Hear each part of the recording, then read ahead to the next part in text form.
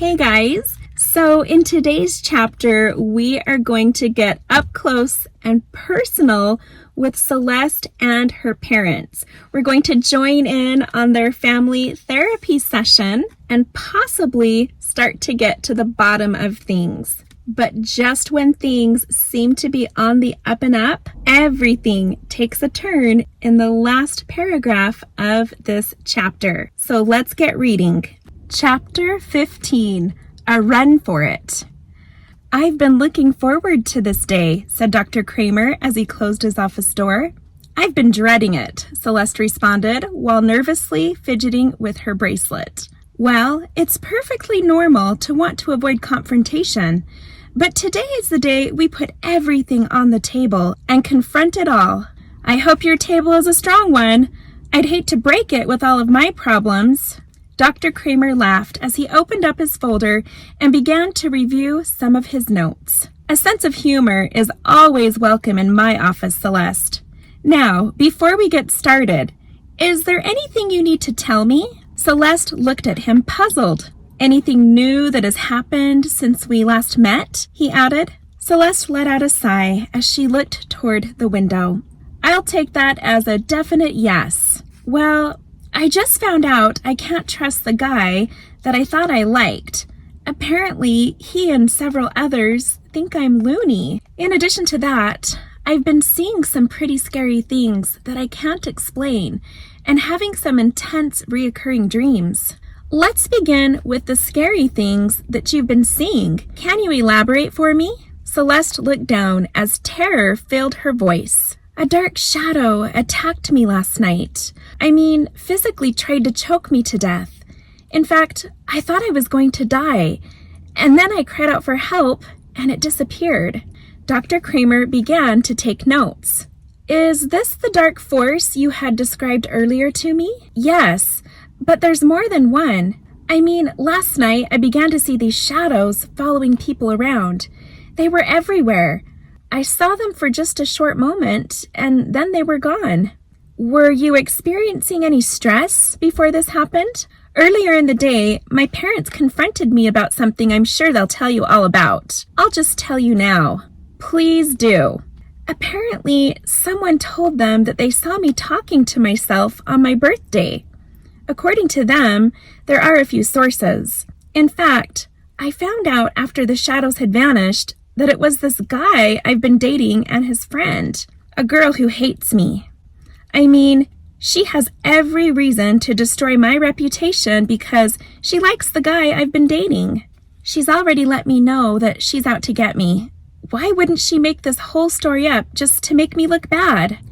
"Wow, that's quite the plot. I think it's important that we address what you just shared with me with your parents. It's evidence that we simply can't ignore. Now, let's talk about these reoccurring dreams." "Yes, the dreams have actually been a wonderful escape from the daily drama of my life. I don't mind them at all. For the sake of time, can you sum them up in a few sentences?" Celeste reached into her bag and pulled out some papers. "Actually, I typed them up for you. You told me at our last appointment that things may start happening and I should write them down. So I took your advice."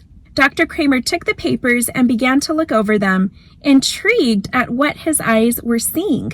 "The dream begins with my accident, and then I go on some type of journey. Each night, my dream picks up right where it left off the night before. It's like a never-ending movie. I don't mind, though. I actually look forward to it." "Celeste, this dream could be a metaphor for the journey you've been on since your accident.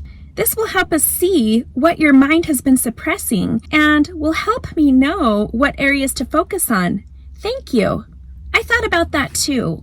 What's strange about it, though, is that it feels so real. I've never experienced anything like it." "It could be your mind's way of dealing with the emotional trauma you experience.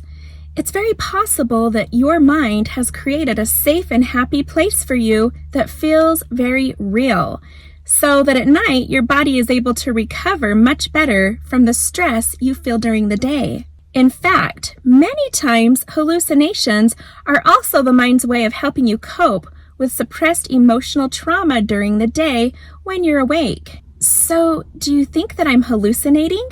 There are some ways that we can find that out. I'll talk to your parents more about that. Then how do you explain the dark shadows? I mean, that can't be something safe that my mind has created to help me cope. If anything, it causes more fear and anxiety for me. Dr. Kramer looked down at his notes, turned the page, and circled something. I believe you might be experiencing what's often referred to as a psychokinesis or PK manifestation. In other words, a poltergeist. Celeste's eyes popped wide open as she couldn't believe what Dr. Kramer was saying. PK is a technique of mind over matter through invisible means. Examples are movements of objects, bending of metals, and determining the outcome of events. It can occur spontaneously and deliberately, which indicates it is both an unconscious and conscious process. It's believed that these disturbances, which can involve objects flying and physical attacks, are the result of someone suffering from some form of emotional stress or tension. Are you saying that I'm causing this myself? No, not exactly. If it is a PK manifestation, then my hopes would be that by healing your emotional wounds, you will see less and less of these occurrences until they vanish altogether. You are on the right path by being here. And if it's not, well, we'll cross that bridge when we get there. I'd like to quickly discuss the results of our last appointment. Walter clicked on his laptop and opened up a screen. He scrolled down about halfway and then took off his glasses and looked Celeste directly in the eyes. In the beginning of the session, you referred to yourself as a shadow. You described yourself as hiding behind the light of your brother. You then went on to blame yourself for his death. You said that he was your protector, and now there is darkness following you. The darkness wants to kill you. I'm concerned that this darkness could be your doubts and fears, your subconscious planting thoughts of suicide. Dr. Kramer, Walter, I know I was suicidal several months ago, but things are different now.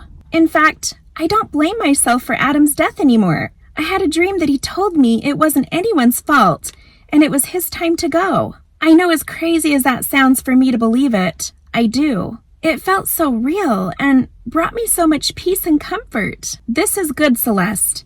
As your mind begins to try and heal your wounds, another part of your mind may try and lash out. I've seen this with other clients. It's a battle of the conscious versus subconscious, and completely normal. That makes partial sense. Well, later in the session, I asked you to go to an earlier part of your life, and you did. In fact, what you said to me has since blown my mind, and I don't know what to make of it. Celeste sat up, eyes wide open and ears eager to listen. What did I say? For this part, I'd like you to hear it in your own words. Dr. Kramer clicked on another window on his screen, and the audio began to play. We are waiting. We are happy.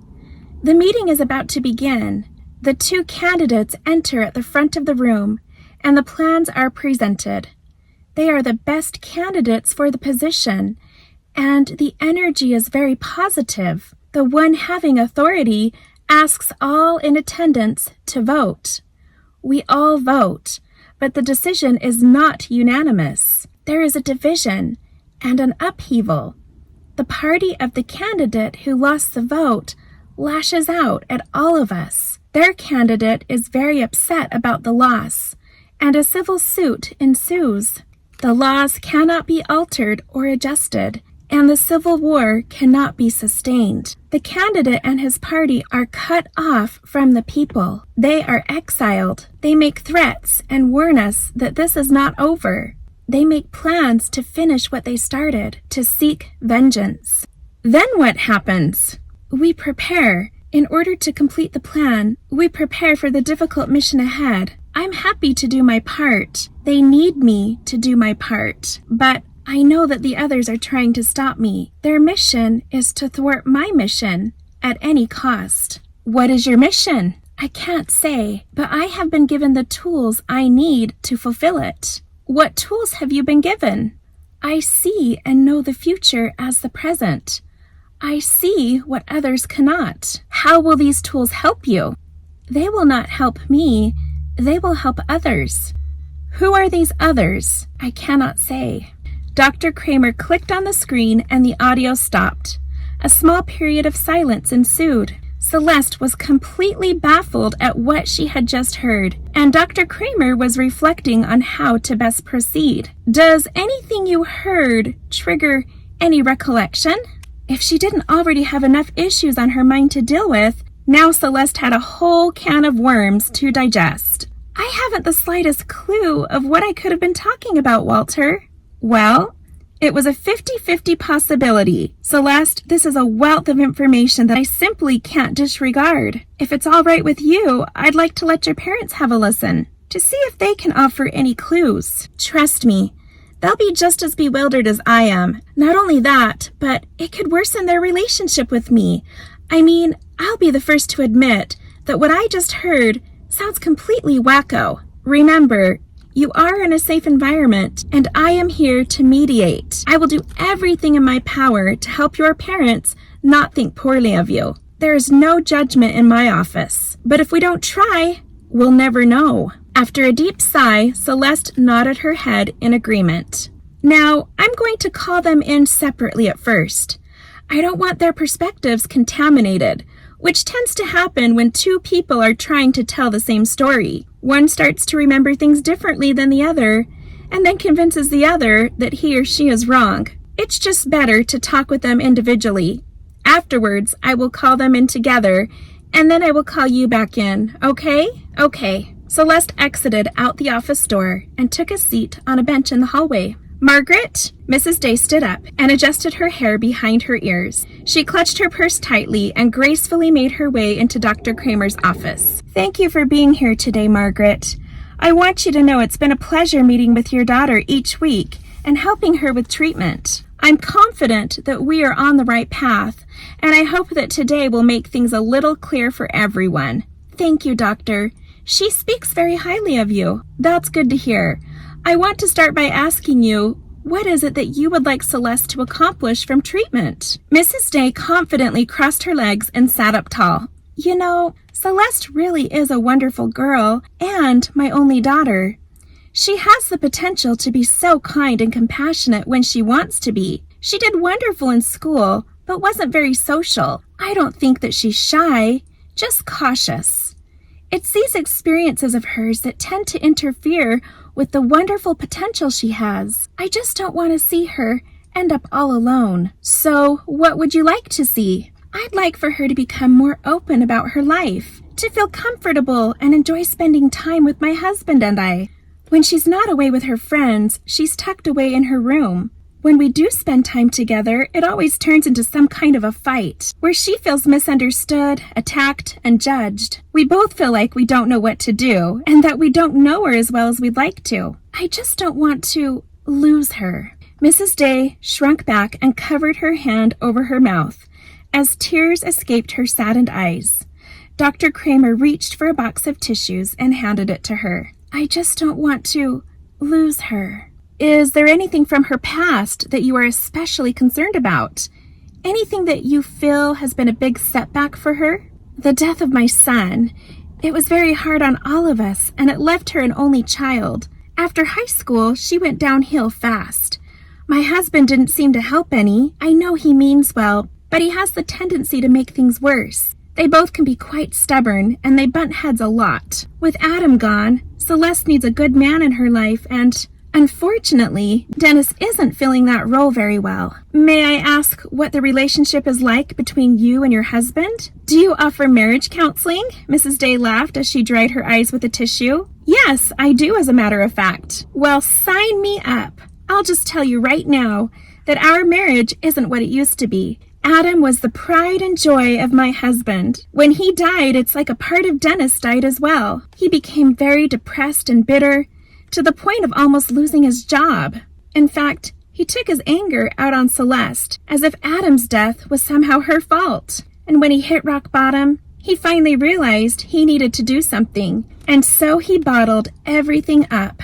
He began to resume his normal life, but refused to show any more emotions or grief. He closed up and shut out love. Adolescents, especially young girls, need support, encouragement, and approval from their fathers. I think it's safe to say that pushing his daughter away has hindered her healing. But it's never too late to reverse the damage, and that's why we are here today. What about you, Margaret? How have you coped with your son's death? I guess I'm not perfect either. I've allowed the pain to come between my husband and I on many occasions. The difference is, I recognize the error of my ways, and I try my best to make things right. I think the hardest part for me is that I always wanted a third child, and Dennis refused. When Adam died, I worried about losing Celeste, and then when she had her accident, I took out my anger and fear of losing my daughter and only child on Dennis. I blamed him for the possibility of us one day being childless. It's a wound that never seems to heal. Those are perfectly legit feelings and logical emotions to express, Mrs. Day. I really believe that your entire family could benefit from some counseling. If you would like to schedule that with Jean on your way out, it would be just the thing that could really help speed up Celeste's recovery. Yes, I think you're right. Mrs. Day tried her best to smile, a glimmer of hope behind her troubled eyes. She was used to painting on a happy face for the world to see, but for the first time in a long time, it was almost impossible to do so. Now, before I meet with Dennis, I'd like for you to listen to this audio from our last appointment. Celeste has given me permission to share this with you. We need your help in clarifying what to make of it. Mrs. Day blew her nose and sat forward to listen. As the audio began to play, a troubled look came over her face. When it had ended, she appeared to be speechless. Do you have any suggestions as to what Celeste may have been referring to? I didn't realize how troubled she was.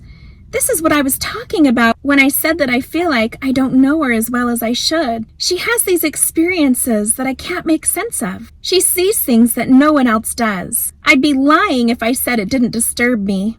I never wanted to think that my daughter had a severe mental illness, which is why Dennis and I forbade her to talk about them. We just wanted her to be normal and have friends. Do you realize that forcing her to suppress these experiences has been more harmful than helpful?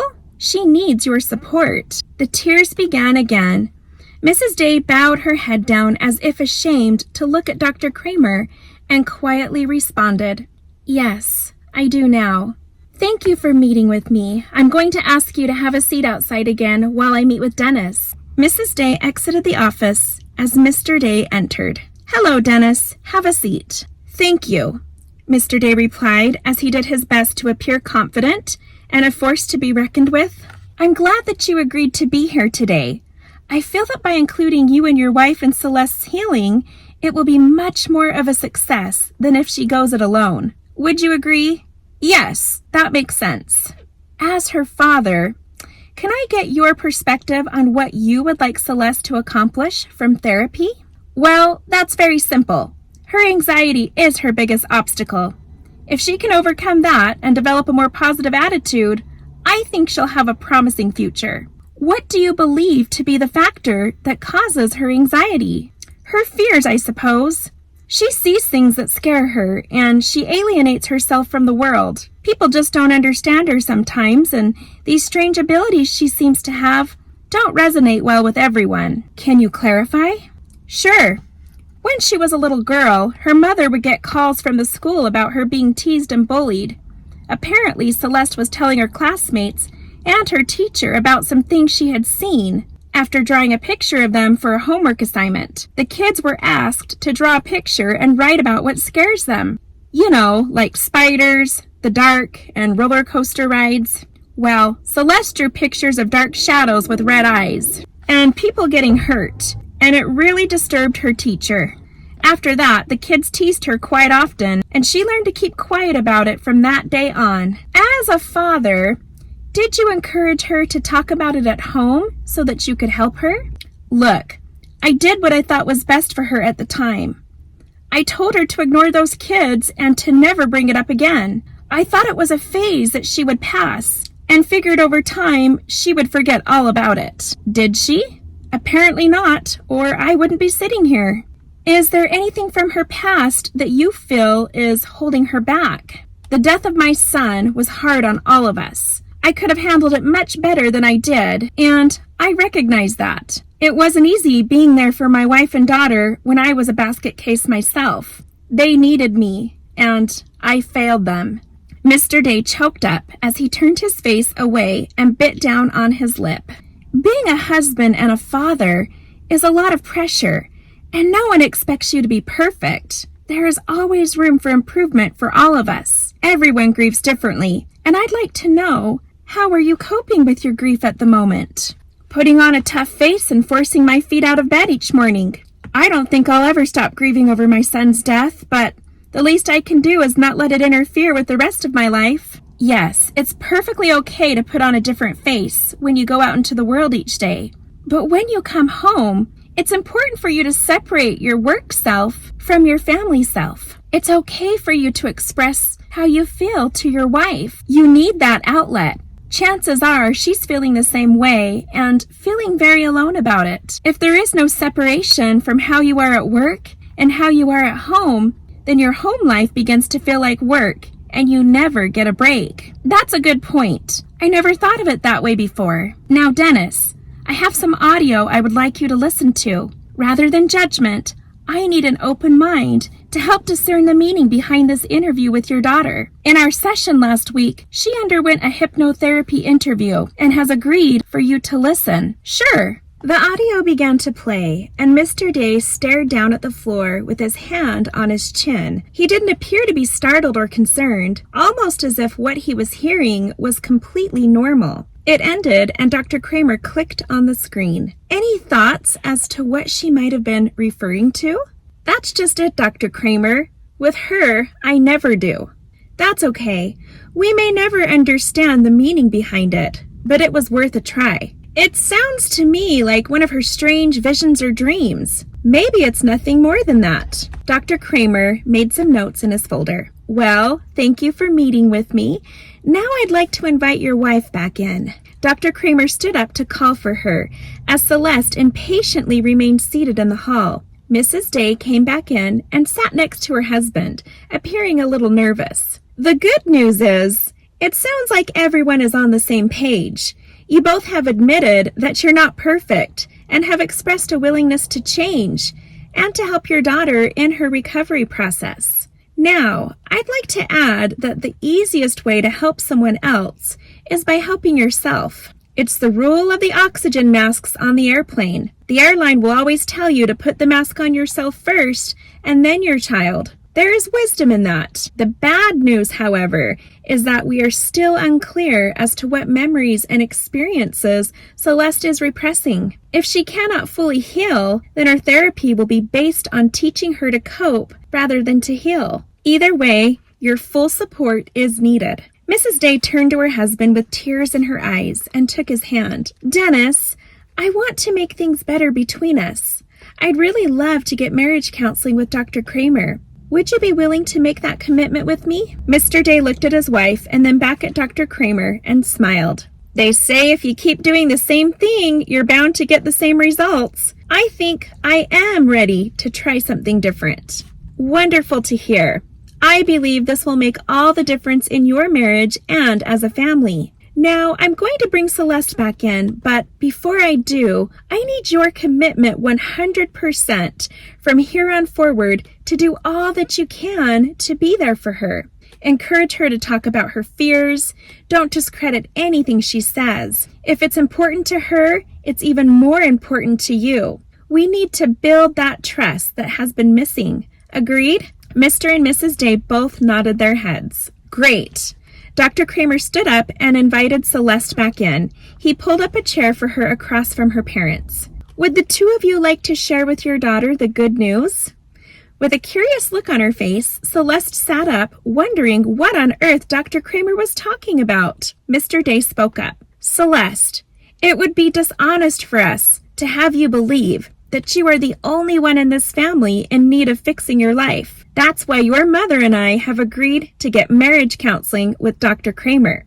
We both think we could benefit a great deal from it. Wow, I wasn't expecting to hear that. That really is great news. You're going to love him. He's a great therapist. Dr. Kramer smiled as he set his folder down and took off his glasses. I believe we made some real progress today. We never did figure out the meaning from the audio, but that's okay. Celeste, from here on forward, I want you to focus on your progress. Notice the positive changes you'll be making and your parents. And I'd like all of you to verbally recognize and commend one another when you see change happen. You're a team and a support group for each other. Celeste smiled at Dr. Kramer's enthusiasm. He truly was a miracle worker. Celeste, I would like you to start telling your parents everything that frightened you from here on out. No more secrets or holding back, okay? Okay. Dr. Kramer, Mrs. Day interrupted, what about addressing her hallucinations? What's to be done about them? Have you been in the room with her when she's had them? No, she's usually alone when she has them, Mrs. Day replied. Well, we really can't say they are hallucinations then, can we? They are very real to her, and we need to treat them as such. Celeste smiled at Dr. Kramer. He really had her back. Finally, her parents could hear from a respected professional what she has wanted to say for years. Celeste, continue writing down your dreams and experiences. Every detail is important. Again, tell your parents every time something happens to you. Tell them when you're sad, scared, stressed, or anxious. In return, they have agreed to listen to you and be a support. I really believe if we can keep this up over time, you will have fewer and fewer horrific experiences until they diminish altogether. Dr. Kramer stood up and shook everyone's hand. Thanks again for your time today and your willingness to help each other. Could it be that her parents might actually believe her now? She wasn't seeing things that weren't there. She was just seeing things that their eyes couldn't see. She didn't need medication. She wasn't a threat to society. She was a normal girl with special abilities. Did they finally understand? What if they were just saying what Dr. Kramer wanted to hear? What if nothing had changed at all? Her father was a very difficult man to reason with. He seldom changed his mind. Surely, deep down, he still thought Celeste was crazy beyond hope. Had this been a waste of time? As they closed the office door and began to walk down the hall, Celeste followed behind her parents, watching their every move. She would base her judgment about their commitment to improve from nonverbal cues. Body language seldom lied. While quietly observing from behind, they made their way to the front desk. Mrs. Day began to schedule an appointment with Jean. Celeste watched as her father kindly held his arm around his wife. Suddenly, a rush of warm energy came over Celeste's body. Her heart began to beat quickly. This was all too familiar. In an instant, everything went white, and then a profound image pierced her mind. She could see Dr. Kramer sitting in his chair, experiencing what appeared to be a heart attack. His face winced in pain as he grasped his left arm. Before the vision could end, Celeste took off running back down the hall. Jean stood up to see what the matter was. Is she okay? I wonder what on earth that was about. Okay, join me next week for Chapter 16, The Revelation. See you then.